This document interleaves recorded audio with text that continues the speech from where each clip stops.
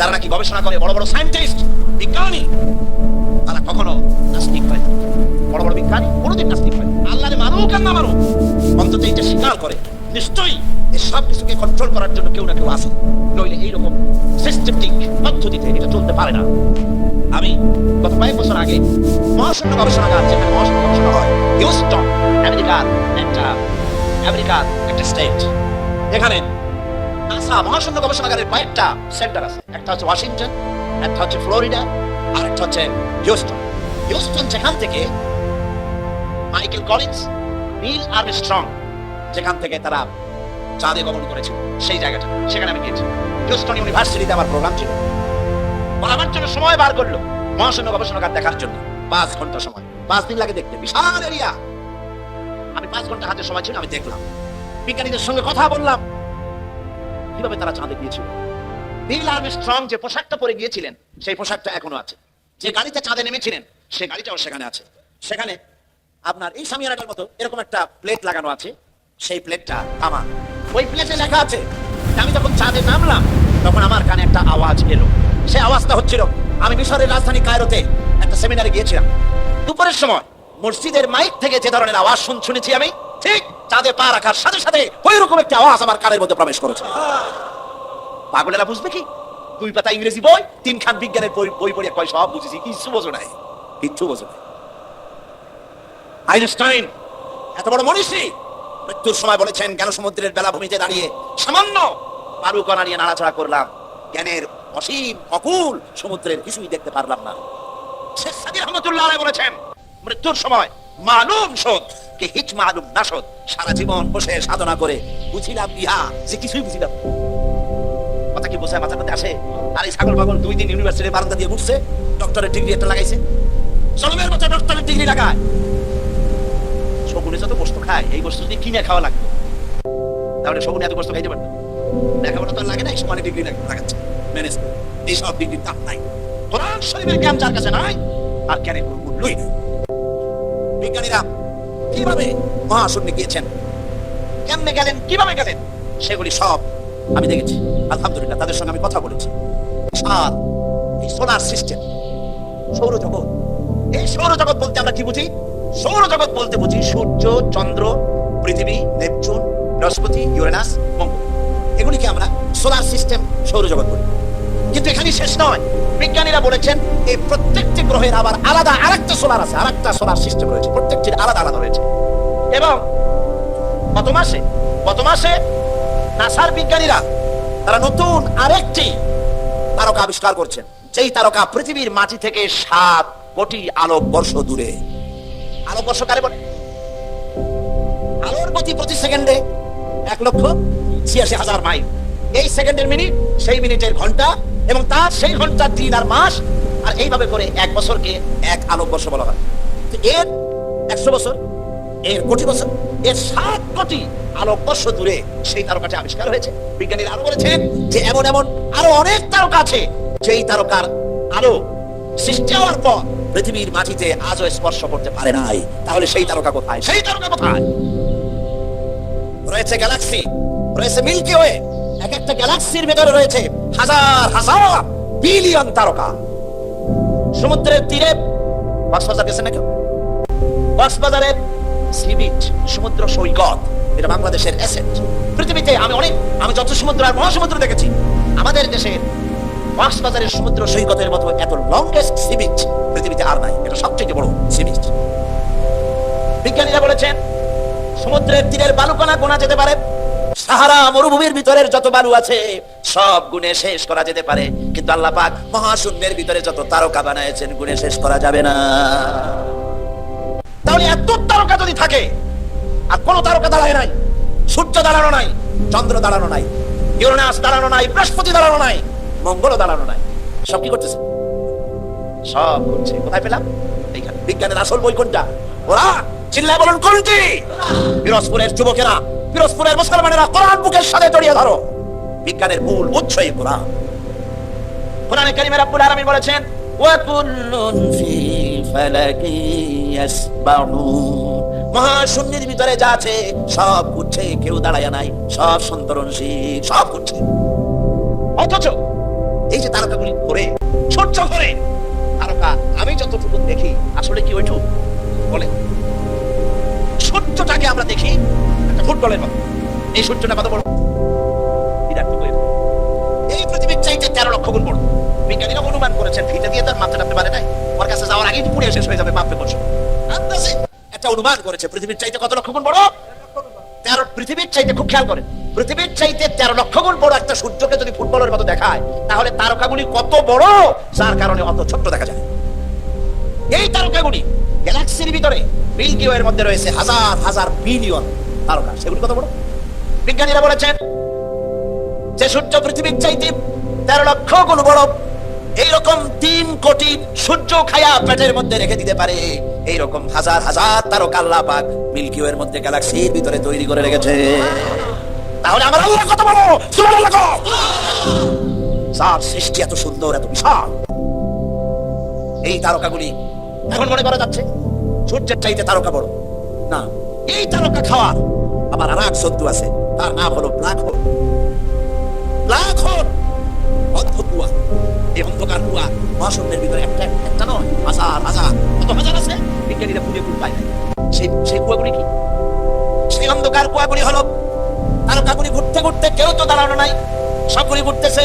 তারকাগুলি ঘুরতে ঘুরতে কোন এক মুহূর্তে যদি ব্ল্যাক হোলের রেঞ্জের ভিতরে যদি এসে যায়, বাচ্চা ছেলেরা বা আপনি মুখের মধ্যে চকলেট দিয়া এই চকলেট চুষে যেমন নিমিষে আপনি শেষ করে ফেলেন, খেয়ে ফেলেন, পৃথিবীর চাইতে যে তারকা, যে সূর্য 13 লক্ষ গুণ বড়, এরকম 3 কোটি সূর্য খায়া হজম করতে পারে যে তারকা, সেই তারকা ব্ল্যাক হোলের মধ্যে যদি পড়ে যায়, নিমিষের ভিতরে ব্ল্যাক হোল এবং তারকা খায়া হজম করে ফেলে দেয়।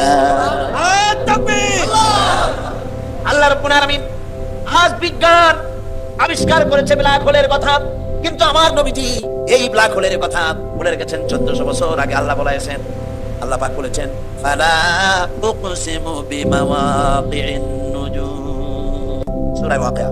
আল্লাহ পাক বলেন, শপথ করি, কসম করি সেই পতিত স্থানের যেখানে তারকা সমূহ নিপতিত হয়।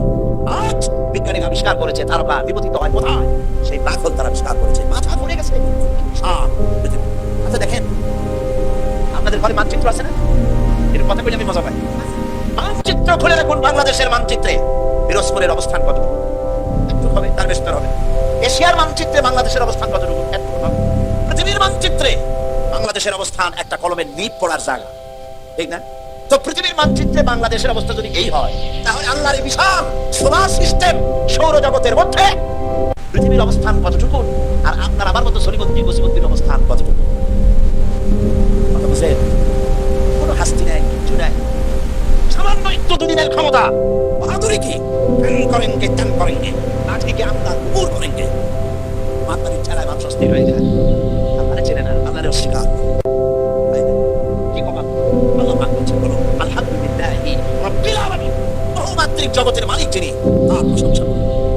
শুধু একটা পৃথিবী বানান নাই, সহস্র সহস্র এভাবে জগৎ তিনি তৈরি করেছেন, একটা দুইটা। শুধু তাই নয়, আলহামদুলিল্লাহি রাব্বিল আলামিন, প্রশংসা করো আল্লাহ। কোন আল্লাহ? যিনি রব্বিল আলামিন, যিনি রব, যিনি কি বলেন? তিনি কি জোরে কোন? কোন রব? রব বলে কারে রব বলা হয় তাকে যিনি যার যতটুকু যখন প্রয়োজন যাওয়ার আগে ওই সব যিনি পৌঁছায় দেন, তার নাম রব।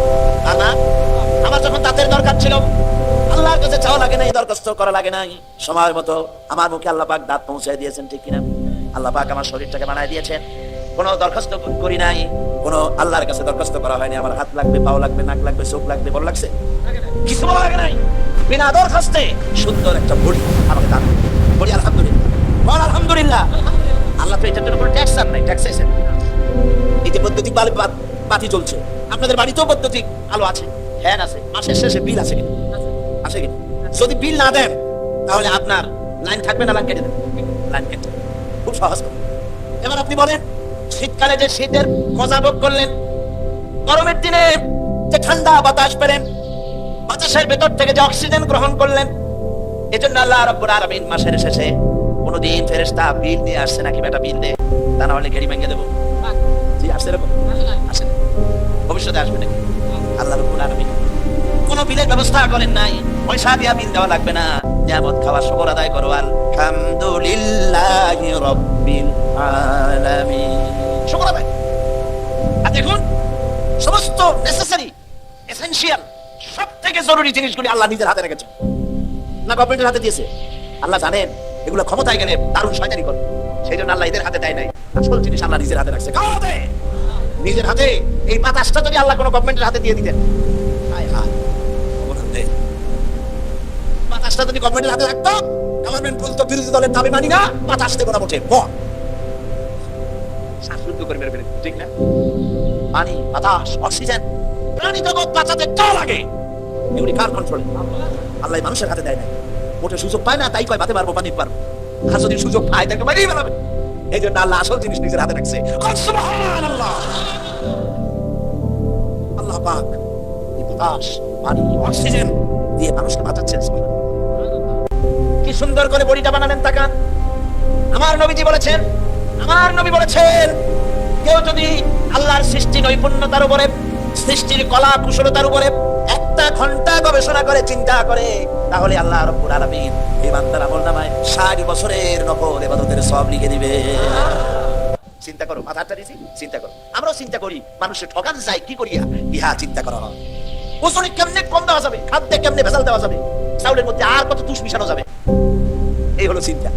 খুদকুরা মিশানো যাবে, এমন পাথর মিশায় দন্ত চিকিৎসক আসলে ভাত খাওয়া লাগে, তার কোনটা ভাঙবে তার তো ঠিক নেই। এইগুলো নিয়ে চিন্তা করে মানুষ, ঠিক কিনা? আল্লাহ চিন্তা করো, গবেষণা করো, কেমনি বানাইছে, তোমার নিজের শরীরটা দেখো। আচ্ছা দেখেন, লক্ষ্য করুন, বৃহস্পতি মাসে এই যে বডি, শরীর, কি শরীর, এই শরীরটা দিয়ে লক্ষ্য করেন তো, আল্লাহ আসবো করে মাথা চলে আসবে, এক্ষুনি সিজদা দিতে ইচ্ছে করবে আপনার এই বডিটাকে উষ্ণ রাখার জন্য।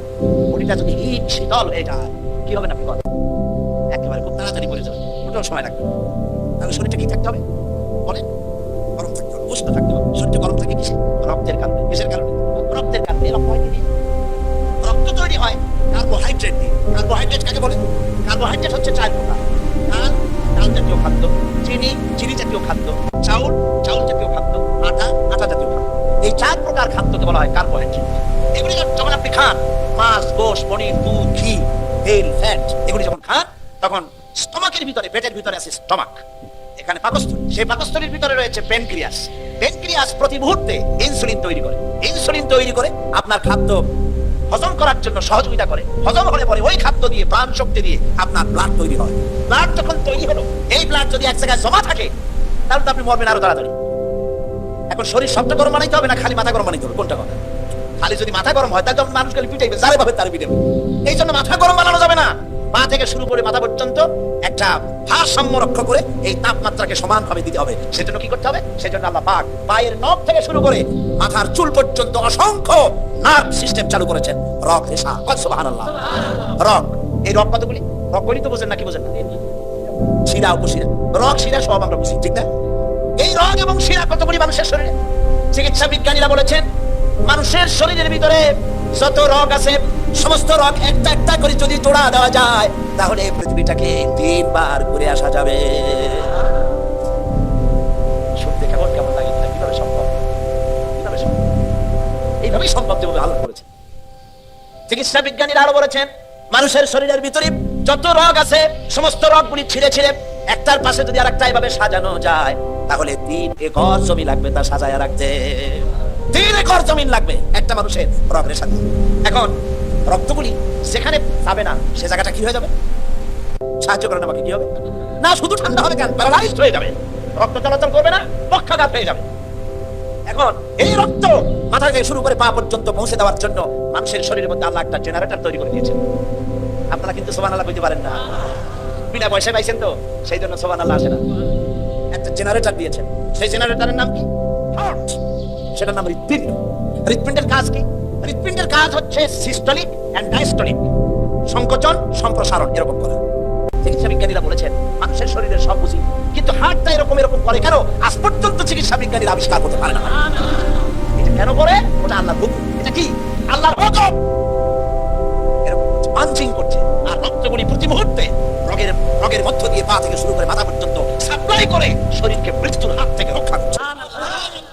শরীরকে এনার্জেটিক, শরীরকে সচল করে দিচ্ছে। এখন মানুষেরা খায় খুব বেশি, মানুষ কিন্তু না খেয়ে মরে না, খাইয়েই মরে। পাঙ্গাসের পেটি, খাসির চর্বি, বড় বড় রসগোল্লা, এগুলো জন্মের খাওয়া। ভাইয়া বসে তেল মাখে আর কয় যে এমন খাওয়াটা হলো, কয় যে সুইট না, এত নাকি সুইট হয় না, এমন খাওয়া খায় বলে আঙ্গুল দিলে পাওয়া যায়, পেটের উপরে উকুন মারা যায়। এরকম টাইট খায়া যারা খায় তাদের হার্টের যে আর্টারি আছে, যে মোটা মোটা রগের ভিতর থেকে রক্তগুলি সাপ্লাই হয়, সেই রগের ভেতরে চর্বি জমে যায়। রগের ভিতরে যখন চর্বি জমে যায় তখন ব্লাড পাস হয় না বলে হার্ট অ্যাটাক করে। আর হার্ট অ্যাটাক যখনই করলো তখন তাকে যদি বেঁচে যায় তাহলে তাকে বাইপাস অপারেশন করতে হবে, রগ লাগবে। বাইপাস অপারেশন হচ্ছে মুখ ফেড়ে হার্ট বের করে ওইখানে রগ পাল্টাই আর একটা রগ লাগাইতে হবে। এখন রগ পাবেন কোথায়? এবার দেখেন আল্লাহর সেজদা না দিয়ে কেমনে পারবেন?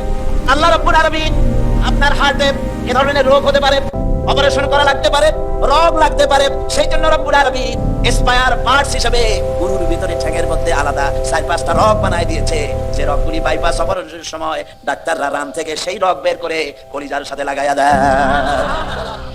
বাইপাস, বাইপাস বুঝেন? সোজা কথা, ফিরোজপুরে বাইপাস রোড আছে না, বাইপাস রোড আছে না, এটা বিকল্প জিনিস। কলিজা দিয়ে আসল রক্ত যেখান থেকে বাইর হইতো সেই আসল রক্ত নাই, একটা বাইপাস রোড বাইর করে দেয় ডাক্তাররা। সেই রোড বানাবে কি দিয়া? কাবিখার বম দিয়ে বানানো যাবে না। ওইটার জন্য গুরুতে আলাদা আলাদা করে রগ আল্লাহ সৃষ্টি করে দিয়েছে। সুবহানাল্লাহ কইতে পারলাম না। আর কিডনি লাগবে একটা, কিডনি লাগবে কয়টা? মাত্র একটি, কিন্তু আল্লাহ পাক 2টি কিডনি দিয়েছে। একটা যদি নষ্ট হয় ওই কিন্তু মরে না যাও, আরেকটা। সুবহানাল্লাহ। কিডনি হচ্ছে আপনার জীবন, বারবার পেশাব হবে, এই জন্য পানি কম খাবেন না, পানি বেশি পরিমাণে পান করবেন। যত পানি পান করবেন তত কিডনি আপনার সচল থাকবে। আলহামদুলিল্লাহ, কি নিয়ামত আল্লাহ দিয়েছেন এই শরীরে। তারপরে দেখুন বডি। এবার তাকান আপনার চোখের দিকে, কি সুন্দর দুটি চোখ। এই চোখ দুটি আছে বলেই তো পৃথিবী দেখি। সুবহানাল্লাহ। পৃথিবী দেখতে পাই, মা দেখতে পাই, মৌ দেখতে পাই, কোরআন দেখতে পাই, কাবার শরীফ দেখতে পাই। আমরা আল্লাহর কাছে দোয়া করি, রব্বুল আলামিন আমাদের যতদিন বাঁচায় রেখেছো মৃত্যু পর্যন্ত আমাদের চোখে যে নূর দিয়েছো, দেখার তৌফিক দিয়েছো, মরার আগে চোখের নূর সিরাইয়া নিও না। বলি আমিন। এবার দেখুন, এই যে আপনারা যেখানে বসে আছেন, এই জায়গায় এতগুলি মানুষের শ্বাস এবং প্রশ্বাস দিয়ে এই জায়গাটা অনেকটা বিষাক্ত হয়ে গিয়েছে। এখানে পলিউশন আছে, এখানে গাড়ির কালো ধোয়া, ধুলা, বালি দিয়ে জায়গাটা ভরা, খালি চোখে ধরা পড়বে না। আপনার কাছে যদি মাইক্রোস্কোপ থাকতো তাহলে আপনি দেখতে পাচ্ছেন এই জায়গাটা কত শক্ত হয়ে আছে শ্বাস প্রশ্বাস এবং পলিউশন দিয়ে। এই পলিউশন, এই ধুলা বালি অহরহ আপনার চোখের মধ্যে ঢুকছে, আপনার রেটিনা, আপনার চোখের দৃষ্টি শক্তিকে নষ্ট করে দিচ্ছে। কিন্তু আপনার চোখের দৃষ্টি যেন নষ্ট না হয়ে যায় পৃথিবীর ধুলাবালি ময়লায়, রোগ জীবাণুতে আপনার চোখ যেন নষ্ট না হয়ে যায়, সেই জন্য আল্লাহ রাব্বুল আলামিন চোখের ভিতরে এক প্রকারের মেডিসিন, এক প্রকারের পানি রেখে দিয়েছেন। ওই পানিটা হলো ওষুধ। ওই পানিটা সারা চোখে ছড়িয়ে দেওয়ার জন্য চোখের পলক, চোখের পাতা দুটি দিয়েছেন। অনবরত চোখ পলক মারতেছে, আর ওই পানি দিয়া আল্লাহ চোখ পরিষ্কার করে দিতেছে। আরে এমন আল্লাহর সেজদা দেয় না মানুষ, এমন আল্লাহর সেজদা দেয় না। এই চোখের পলক আমরা ইচ্ছে করে মারি না, এই চোখের পলক এমনি হয়, অটোমেটিক হয় নাকি? অটোমেটিক হয় কিনা? আপনি ইচ্ছে করে করেন না, অটোমেটিক হয়। চোখ দিয়া সব সময় নেগেটিভ দেখি, পজিটিভ বানায়া দেখায় কে? এরপরে দেখুন ব্রেন। ব্রেন কোথায় আছে? মাথা। ব্রেন, মগজ। এই মগজটা থাকে কোথায়? মাথার মধ্যে থাকে। মাথার ঘিলু, সোজা কথা ঘিলু। এই ঘিলুটা চতুর্দিকে হাড়, চতুর্দিকে কি বলে? হাড়। হাড়ের মধ্যে থাকে ঘিলু। ঘিলু কি শক্ত না নরম? এই নরম ঘিলুটা, নরম ব্রেনটা রাখার জন্য আল্লাহ সেখানে কিছু ওষুধ রেখেছেন। সামান্য একটু পানির মতো আছে, সেইখানে ব্রেনটা আছে, যাতে করে হাড্ডির সাথে ধাক্কা লেগে আপনি যেন পাগল না হয়ে যান। এই ব্রেনের ভিতরে রয়েছে অসংখ্য সেল। সেল কি? সেল হচ্ছে CELL, সেল। অসংখ্য সেল আছে ব্রেনের ভেতরে। এই অসংখ্য সেলের ফাংশন কি? এর ফাংশন হলো, একটা ফাংশন হলো আনন্দ, তৃপ্তি, মেধা, চিন্তা, প্রজ্ঞা, সুখ, শোক, অনুভূতি। এসব অসংখ্য কাজ আপনার ব্রেনের মধ্যে রয়েছে। অসংখ্য সাইডে এইগুলি রয়েছে। এর মধ্যে রয়েছে মেমোরি, এর মধ্যে রয়েছে স্মৃতি। আপনার যে কম্পিউটার আছে, কম্পিউটার দেখছেন না আপনারা? দেখেন, যাদের পয়সা করি আছে কম্পিউটার কিনবেন এবং কম্পিউটার শিখবেন। কেনবার লন্ডন থেকে আসার সময় আমাকে একজনে একটা কম্পিউটার হাতিয়ে দিল। এটা হলো পৃথিবীর লেটেস্ট কম্পিউটার। এই কম্পিউটারের ভেতরে বটন টিপ দিলে পরে মানুষের মাথা লাগি বুদ্ধি দিতেছে না। বটন টিপ দিলে পরে সঙ্গে সঙ্গে সিস্টেম অনুযায়ী হাদিস, অন্তত 14,000 হাদিস সেখানে সাজানো আছে। আমি যদি চাই উজুর ব্যাপারে রাসূলুল্লাহ কি কি বলেছেন, আমি বাটন টিপবো, তখনই বুখারীতে কয়টা আছে, মুসলিমে কয়টা আছে, আবু দাউদে কয়টা আছে, নাসাইতে কয়টা আছে, বাইহাকিতে কয়টা আছে, শামাইলে তিরমিজিতে কয়টা আছে, 14,000 হাদিস সেট করা আছে প্রত্যেকটি বিষয়ের উপরে। কম্পিউটারের মধ্যে সাজাই দিয়েছে। এই যে সাজানো হলো, কম্পিউটার আমি কিছু বুঝি, আমার নিজের আছে, কিছু কম্পিউটারে কাজ করি। কম্পিউটারের ভিতরে একটা মেমোরি সেল আছে, সেটাকে ইংরেজিতে বলা হয় মাইক্রোচিপস। ছোট্ট 3 আঙ্গুল দিয়ে ধরা যায়। এই ছোট্ট 3 আঙ্গুল দিয়ে ধরা যায় মাইক্রোচিপস। এর ভিতরে 14,000 হাদিস আছে। এর মধ্যে অসংখ্য ডাটা আছে, অসংখ্য সেল আছে। পৃথিবীতে ডাটা যা আছে এর মধ্যে সব ঢুকানো যায়।